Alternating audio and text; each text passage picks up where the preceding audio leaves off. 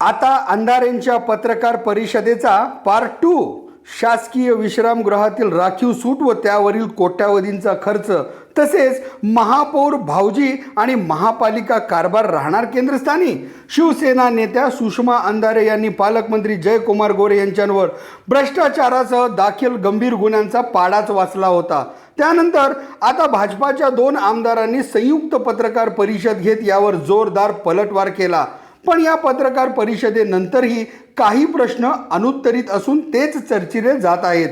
पालकमंत्र्यांवर दाखल गुन्ह्यांबाबत भूमिका मांडण्यात आली, परंतु सोलापूर येथील शासकीय विश्रामगृहावरील गोरे यांच्यासाठी राखीव 2 सूट आणि त्यासाठी करण्यात आलेल्या कोट्यावधींच्या खर्चाबाबत मात्र स्पष्ट समजू शकले नाही।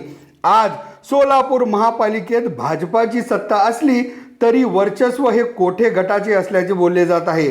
तसेच आमदार देवेंद्र दादा कोठे यांचे भाऊजी हे महापौर असून महापालिकेच्या कारभारावरही सुषमा अंधारे बोलणार असल्याचे समजते।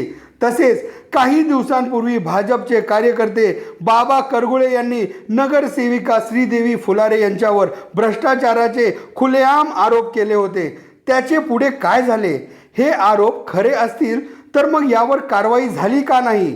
किंवा आरोप जर खोटे होते तर मात्र याबाबत स्पष्टीकरण का नाही? हे प्रकरण थंड होणे म्हणजे महापालिकेच्या कारभारावर प्रश्नचिन्ह उपस्थित होत नाही का? आणि विशेष बाबा करगुळे आणि श्रीदेवी फुलारे हे दोघेही भाजपात असून आमदार देवेंद्र दादा कोठे यांचेच कार्यकर्ते आहेत।